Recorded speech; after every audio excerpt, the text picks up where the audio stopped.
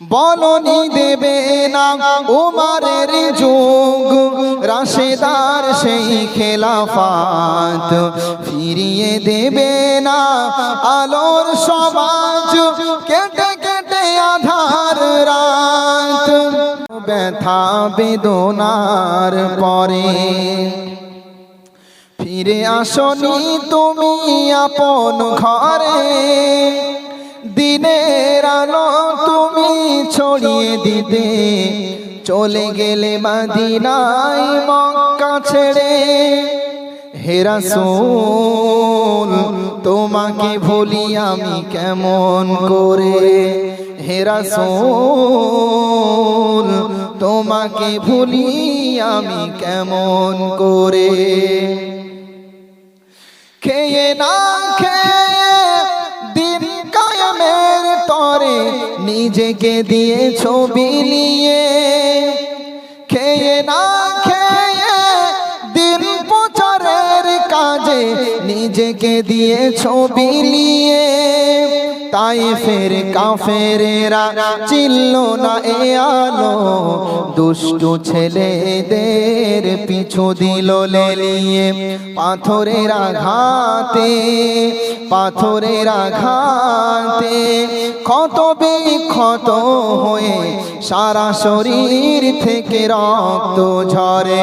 হে রাসূল তোমাকে ভুলি আমি কেমন করে। ঠিক না ঠিক বলেন? রোল মডেল হিসাবে কাদেরকে গ্রহণ করছেন? পশ্চিমা সভ্যতাকে রোল মডেল হিসাবে গ্রহণ করছেন। দেখছেন না পশ্চিমা সভ্যতার বুক চিরে একের পর এক মাসুম বাচ্চাদের কান্নার আওয়াজ আমাদের কর্ণকুহরে প্রবেশ করছে। ঠিক না ঠিক বলেন? যাদেরকে আমরা রোল মডেল মনে করি, যাদেরকে আমরা মডেল মনে করি, যাদের ফটো আমরা আমাদের বাড়িতে সাজিয়ে রাখি, যাদেরকে আমরা অনুসরণ করি, বড় বড় বিজ্ঞানী, বড় বড় বিত্তশীল, এই সমস্ত মানুষগুলোর ব্যাপারে আজকে আমরা শুনতে পাচ্ছি অ্যাবস্টেইন ফাইলস। ঠিক না ঠিক বলেন? হাজার হাজার পৃষ্ঠার নথি, এর মধ্যে বিশ্বের এমন এমন মানুষের নাম রয়েছে যাদেরকে আমরা অনুসরণযোগ্য মনে করি। কি কিসে নাম রয়েছে বলেন? মাসুম মাসুম বাচ্চাদেরকে ধরে নিয়ে গিয়ে ধর্ষণ করে, এরপরে তাদেরকে নির্মমভাবে হত্যা করে। এমনকি এটাও শুনতে পাচ্ছি মাংস পর্যন্ত নাকি খেয়েছে। বলেন নাউযুবিল্লাহি মিন যালিক। আজকে মা বোনদেরকে বলছি, আপনাদের পর্দা করতে মন চায় না, পর্দার কথা বললে আপনাদের পর্দা করতে মন চায় না। ইসলাম আমাদেরকে প্যাকেটের মধ্যে আবদ্ধ করেছে, ইসলাম আমাদেরকে বোরকার মধ্যে আবদ্ধ করেছে। এটাও অনেকে বলে, অনেক মুসলমানের মেয়ে হয়ে পর্দা করতে চায় না। বোরকার কথা বললে নাক সিটকানি মারে। আরে বোরকা কেন করব? বোরকা কেন করব? ইসলাম তো আমাদেরকে আবদ্ধ জীবন দান করেছে। আরে না, আপনাকে ভালোবেসে বলছি, আপনি যাদেরকে অনুসরণ করছেন তারা সুযোগ পেলেই আপনাকে ক্ষতি করবে। ঠিক না ঠিক বলেন? পশ্চিমা সভ্যতা ইসলামের পর্দা প্রথার বিরুদ্ধাচারণ কেন করে এটা আমার সামনে এখন স্পষ্ট। শিয়াল কখনো চাইবে না মুরগি খাঁচার মধ্যে বন্দী থাকুক। ঠিক না ঠিক বলেন? চাইবে বলেন? শিয়াল কখনো চাইবে না মুরগি খাঁচার মধ্যে থাকুক, শিয়াল চাইবে মুরগি উন্মুক্ত থাক, সুযোগ পেলেই ধরবো। ও মুসলমান, ভালো করে বোঝার বিষয়, যাদেরকে আমরা অনুসরণযোগ্য মনে করছি তারা আজকে প্রত্যেকেই প্রমাণিত অথবা সন্দেহভাজন ভক্ষক। পশ্চিমা সভ্যতা বলে আমরা নারীর স্বাধীনতা দিয়েছি, আমরা নারীর নিরাপত্তা দিয়েছি, আমরা নারীর সম্মান দিয়েছি, আমরা নারীর ভোটাধিকার দিয়েছি, চাকরি দিয়েছি, ইত্যাদি ইত্যাদি দাবি করে। ওরা কি বলে? আমরা নারীর স্বাধীনতা দিয়েছি, মানবাধিকারের দাবিদার তারা। ও মুসলমান, চাকরি, পড়াশোনা, ভোট ইত্যাদি এগুলো অবশ্যই অধিকার, আমরা অস্বীকার করি না। মনে রাখবেন পশ্চিমা সভ্যতা কোন কোন ক্ষেত্রে নারীর অধিকার দিয়েছে যাদের সাথে, যেটার সাথে আমাদের কোনো দ্বিমত নেই, কিন্তু বিষয় হলো পশ্চিমা সভ্যতা নারীকে সম্মান দেয়নি। ঠিক না ঠিক? আজকে দেখেন তো ওরা নারীকে কি সম্মান দিয়েছে।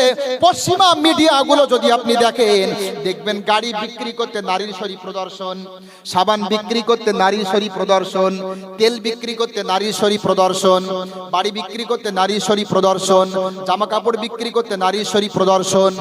এমনকি সিনেমা যেগুলো তৈরি করে, সিনেমাতে একটা পুরুষ মাথা থেকে নিয়ে পা পর্যন্ত ঢাকা থাকে, কিন্তু একটা নায়িকা নাউযুবিল্লাহি মিন যালিক ছোট ছোট পোশাক পরিধান করে। ঠিক না ঠিক? এটা কি সম্মান ভাই? আজকে মেয়েদেরকে তারা সুন্দরী হিসাবে উপস্থাপন করেছে। একটা ছেলে যদি বড় হয়, একটা ছেলে যদি বুড়ো হয়, সে হয় অভিজ্ঞ। আর একটা নারী যদি বুড়ি হয়, বার্ধক্যে উপনীত হয়, তাহলে সে আর আকর্ষণীয় থাকে না। ঠিক না ঠিক বলে? ও মুসলমান, অবশ্যই ইসলাম নারীকে সম্মান দিয়েছে। এজন্য মা বোনদেরকে বলবো, অবশ্যই অজ্ঞতার যুগের সেই বিধান উপেক্ষা করে পশ্চিমা সভ্যতা যারা মাসুম বাচ্চাদেরকে ধর্ষণ করে খেয়েছে, পশ্চিমা সভ্যতা মাসুম বাচ্চাদেরকে পাচার করেছে, ধর্ষণ করেছে, অবশ্যই তাদের চাপিয়ে দেওয়া জাহেলিয়াতকে প্রত্যাখ্যান করে, জাহেলিয়াতকে উপেক্ষা করে ইসলামের বিধানের সামনে অবনত মস্তকে নত হন। ঠিক না বে ঠিক? মহান আল্লাহ বলছেন, ওয়াকারুনা ফি বুয়ুতিকুন্না ওয়ালা তাবাররাজনা তাবারুজাল জাহিলিয়াতি। মহান আল্লাহ বলছে, হে নারীরা তোমরা ঘরে অবস্থান করো, হে মেয়েরা তোমরা ঘরে অবস্থান করো। জাহেলি যুগের অজ্ঞতার যুগের মেয়েদের মতো রূপ সৌন্দর্য প্রদর্শন করে, অজ্ঞতার যুগের মেয়েদের মতো রূপ সৌন্দর্য চর্চা করে তোমরা বাহির হইও না। কথাকার আজকে এই আয়াতটা শুনে আমি হাত জোর করছি আপনাদের কাছে, এই আয়াতটা শুনিয়ে আমি হাত জোর করছি আপনাদের কাছে। এই গ্রামে আপনারা আমাকে নিয়ে এসেছেন, আমি যেখানেই যাই আমার মনে একটা স্বপ্ন থাকে সেখানে কিছু পরিবর্তন আসুক।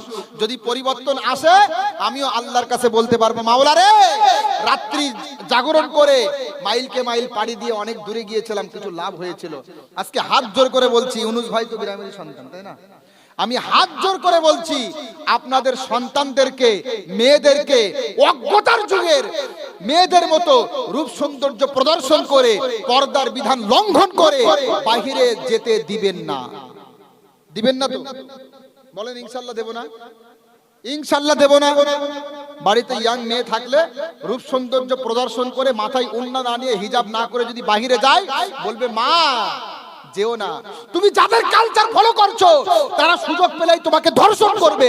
তুমি যাদের কালচার ফলো করছো সুযোগ পেলেই তারা তোমার দিকে বাজে দৃষ্টি দিয়ে তাকাবে, কারণ তারা নারীখোর, তারা নারী লোভী, পশ্চিমা সভ্যতা নারীর অসম্মানকারী। ঠিক না ঠিক বলেন? আমি কথা ভুল বলছি বলেন? আপনার মেয়েকে বোঝাতে পারবেন না এভাবে? নবীর তরিকায় থাকতে হবে।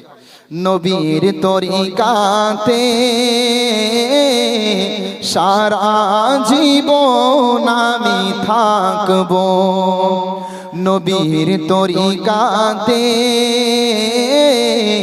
সারা জীবন আমি থাকবো। মোর নবীকে ভালোবেসে, মোর নবীকে ভালোবেসে হৃদয় মাঝে গেঁথে রাখবো, নবীর তরিকাতে সারা জীবন আমি থাকবো। থাকবেন তো ইনশাআল্লাহ? ভালোবেসে নবীজিকে, ভালোবেসে নবীজিকে হৃদয় মাঝে গেঁথে রাখবো, নবীর তরিকাতে সারা জীবন আমি থাকবো। থাকবেন তো ইনশাআল্লাহ? ধুলার আসনে বসে ওমারে রাজ্য শাসন করিত, খলিফা ওমরের শাসনে না খেয়ে কেউ নাহি মরিত। ও মুসলমান, আজকে যারা আমাদেরকে সভ্যতার শিক্ষা দেয়, আজকে যারা আমাদেরকে বলে ইসলাম নাকি মানবতার অধিকার দেয়নি, আমরাই মানবতার বন্ধু, আজকে তাদেরকে বলছি, উমরে ফারুক রাদিয়াল্লাহু তাআলা আনহু ধুলোর আসনে বসে তিনি রাজ্য শাসন করেছেন। তিনি বলেছেন, একটা নদীর তীরে কোনো একটা প্রাণীও যদি না খেয়ে মারা যায়, আমি উমর আল্লাহর কাছে জবাব দেওয়া লাগবে। ঠিক না ঠিক বলেন? উমরের মতো ব্যক্তিত্ব ধুলোর আসনে বলছে, একজন যদি না খেয়ে মারা যায় আল্লাহর কাছে আমার জবাব দেওয়া লাগবে। আর আজকে দুনিয়ার নেতাদের দিকে তাকান, বড় বড় সিংহাসনে বসে, লক্ষ কোটি টাকার গাড়ি বাড়ি, কোটি কোটি টাকার পরিধেয় পোশাক বস্ত্র ক্রয় করে পরে, এরপরেও তাদের কাছে জনগণ নিরাপদ নয়। ঠিক না ঠিক বলেন? ক্ষমতার চেয়ারের জন্য হাজারো মানুষের গুলে, হাজারো হাজারো মানুষের বুকে গুলি পর্যন্ত চালায়। ঠিক না ঠিক বলেন? তোমাদেরকে শিক্ষা, তোমাদের থেকে আমাদের শিক্ষা নিতে হবে। আমাদের ইসলামিক যারা শাসক ছিল তারা বলছে কি, একজন মানুষ যদি না খেয়ে মারা যায় তার জন্য আল্লাহর কাছে আমার জবাব দেওয়া লাগবে। খলিফা উমরের যুগে একজন ইহুদি মহিলা মসজিদের দাঁড়ে দাঁড়ে ভিক্ষা করে বেড়াচ্ছে। হযরত উমর এটা দেখার পরে ওই মহিলা, সে যদিও ইহুদি যদিও অমুসলিম, আমার আপনার প্রিয় উমর রাদিয়াল্লাহু তাআলা আনহু ওই বৃদ্ধা মহিলার জন্য ইসলামী কোষাগার থেকে নির্দিষ্ট অংশের একটা ভাতার ব্যবস্থা করেছিলেন। বলেন সুবহানাল্লাহ। সাহাবী উমর অমুসলিম মহিলার জন্য নির্দিষ্ট অঙ্কের একটা অর্থের ব্যবস্থা করছেন ইসলামী কোষাগার থেকে, যদিও সে অমুসলিম। আর আজকে বড় বড় সিংহাসনে বসে জনগণকে একটার পর একটা হেনস্থার শিকার করছে, আর ওরা বলছে ইসলাম হলো মানবতা বিরোধী, আমরা মানবতার পক্ষে। শয়তান, চোরের মায়ের লম্বা গলা। যারা মানুষের রক্ত যাদের গায়ে আছে তারা জানে মানবতার শত্রু কারা। খলিফা উমরের শাসনে না খেয়ে কেউ নাহি মরিত, ধুলার আসনে বসে উমারে রাজ্য শাসন করিত। খলিফা উমরের শাসনে না খেয়ে কেউ নাহি মরিত, সেই উমারের মতো এ ধরায় কোনদিন আর কি হবে না। খোলাফায়ে রাশেদার সোনালী দিন কেন ফিরে আসে না, সকলেই পেয়ে তার অধিকার, কেন যে প্রাণ খুলে হাসে না। ঠিক না ঠিক বলে? ও মুসলমান, আজকে যারা আমাদেরকে সভ্যতা শেখাচ্ছে, আজকে যারা আমাদেরকে মানবতা শেখাচ্ছে, আজকে যারা আমাদেরকে নারী স্বাধীনতা শেখাচ্ছে, আমরা যদি তাদের কাছে প্রশ্ন করি বৃদ্ধাশ্রম কারা তৈরি করলো, বৃদ্ধাশ্রমের প্রচলন কারা তৈরি করলো, এর অ্যানসার কিন্তু তারা দিতে পারবে না। ঠিক না ঠিক? আজকে যদি তাদেরকে প্রশ্ন করি বৃদ্ধাশ্রম তৈরি করেছে কারা বা বৃদ্ধাশ্রমের প্রচলন তৈরি করেছে কারা, তারা উত্তর দিতে পারবে না। কারণ যারা বৃদ্ধাশ্রম প্রথা চালু করলো, বৃদ্ধাশ্রম সমাজে ছড়িয়ে দিল, বিভিন্ন দেশে ছড়িয়ে দিল, তারা মুসলমান না। বলেন সুবহানাল্লাহ।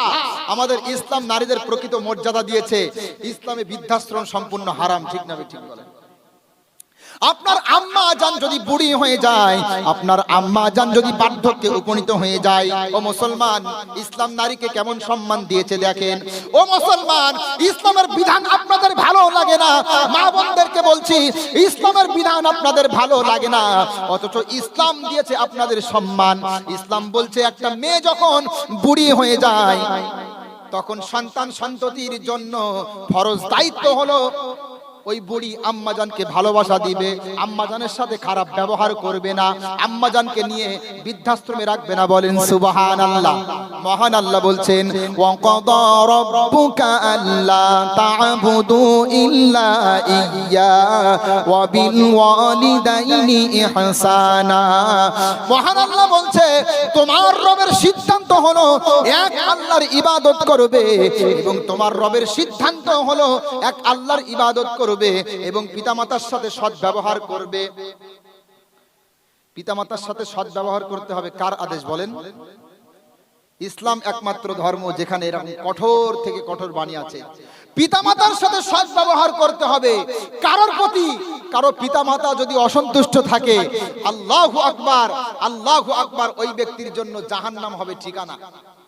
নারী যখন যুবতী থাকে, নারী যখন সুন্দরী থাকে, নারীর বয়স যখন অল্প থাকে, তখন শুধু তাকে সম্মান করবেন বিষয়টা এমন না। নারী যখন বুড়ি হয়ে গেছে আপনার আম্মা জান, তখনও তাকে সম্মান করতে হবে। আম্মা জান আপনার ব্যবহারে যদি কষ্ট পায় তাহলে আপনার ঠিকানা হয়ে যাবে জাহান্নাম। এটাই হলো ইসলাম। ঠিক না ঠিক বলেন? বৃদ্ধাশ্রম জায়েজ নেই। মহান আল্লাহ বলছেন ইম্মা ইয়াবলুগান্না ইনদাকাল কিবারা আহাদুহুমা আও কিলাহুমা ফালা তাকুল লাহুমা উফফি ওয়ালা তানহারহুমা। এই আয়াত দ্বারা বৃদ্ধাশ্রম হারাম। মহান আল্লাহ বলছে পিতা এবং মাতার মধ্যে কেউ যদি তোমার কাছে বার্ধক্যে উপনীত হয়, কেউ যদি বুড়ি হয়ে যায়, বুড়ো হয়ে যায়, তাহলে অবশ্যই অবশ্যই তারা যেন তোমার ব্যবহারে মুখ দিয়ে উফ শব্দ বাহির না করে। ফালা তাকুল্লাহুমা উফিন, তুমি যেন তাদের ব্যবহারে মুখ দিয়ে উফ শব্দ বাহির না করো। এখানে বোঝার আছে, একটু বোঝেন। আপনাদের সমাজে অনেকে আছে ছেলেরা বাপ মাকে ভাত দেয় না, আছে না নেই বলেন? আছে ভাই, সত্যি সত্যি। নাউযুবিল্লাহি মিন যালিক। পিতামাতাকে খোঁজ নেয় না, ভাত দেয় না, পিতামাতার সাথে খারাপ ব্যবহার করে, পিতামাতার সাথে বাজে আচরণ করে, এমন দুর্ভাগা হতভাগা সন্তান আছে না নেই বলেন? সবাইকে বলছি, ভালো করে শোনেন। আল্লাহ বলছেন পিতামাতাকে কষ্ট দেওয়া তো দূরের কথা, আপনার পিতামাতা কষ্ট পেয়ে মুখ দিয়ে বিরক্ত ফিল করবে এটা তো দূরের কথা, তাদের ব্যবহারে কষ্ট পেয়ে আপনি বলেন উফ আর তো ভালো লাগছে না, বুঝলেন কি বললাম? আপনার মুখ দিয়ে যদি আপনি উফ শব্দ ব্যবহার করেন, তাদের করা লাগবে না, তাও আমার আল্লাহ বলছে এটা নিষেধ। বলেন সুবহানাল্লাহ। এটার নাম ইসলাম। আজকে এক শ্রেণীর সন্তানরা আছে বলে হুজুর কি করব বলেন, যখন থেকে বিবাহ করেছি স্ত্রীর সাথে 3 বেলা ঝগড়া, স্ত্রী বাপ মাকে ভাত দিতে চায় না, বাপ মার প্রতি সম্মান প্রদর্শন করে না, এই নিয়ে 3 বেলা ঝগড়া বাপ মায়ের সাথে, স্ত্রীর সাথে। কি করব আপনি বলেন? বলে না বলে না বলেন? তার মানে আমাদের সমাজে অনেক বৌমা এমন আছে বিবাহ করার পরে স্বামীকে তো আপন মনে করে, কিন্তু স্বামীর পিতামাতাকে আপন মনে করে না, আছে না নেই? আবার অনেক সমাজে এমন আছে শাশুড়ি বৌমাকে আপন মনে করে না, বৌমা ভালো কিন্তু শাশুড়ি খারাপ, আছে না নেই? দুইটাই আছে। আমি হাত জোর করে বলছি, বৌমা মনে করবেন একটু দেখেন, উভয় দিক থেকে যদি বোঝার চেষ্টা করি তাহলে সহজ। বৌমা মনে করবে আরে আমার স্বামীর যে পিতামাতা হলো স্বামীর পিতামাতা, কিন্তু আমার বৌমা মনে করবে যে আমার মাও যখন আমার ভাইকে বিবাহ দেবে, আমারও তো ভাই বউ হবে, তো আমার ভাই বউ যদি আমার মায়ের সাথে খারাপ আচরণ করে আমার কেমন লাগবে, তো আমার স্বামীর বাপ মাও তো আমার মায়ের মতো, এটা চিন্তা করবে।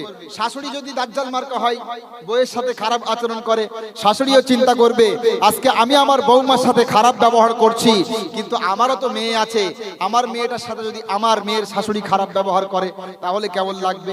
এইভাবে উভয় পক্ষ থেকে যদি একটা বোঝার চেষ্টা করে তাহলে কিন্তু মীমাংসায় আসতে পারি, কিন্তু এই বোঝার চেষ্টা আমরা করি না। এরপরেও বলবো আপনার স্ত্রী যদি খারাপ হয় তাকে বোঝান, কিন্তু স্ত্রীর কথা শুনে বাপ মাকে কষ্ট দিবেন না, স্ত্রীর কথা শুনে বাপ মাকে কষ্ট দিবেন না।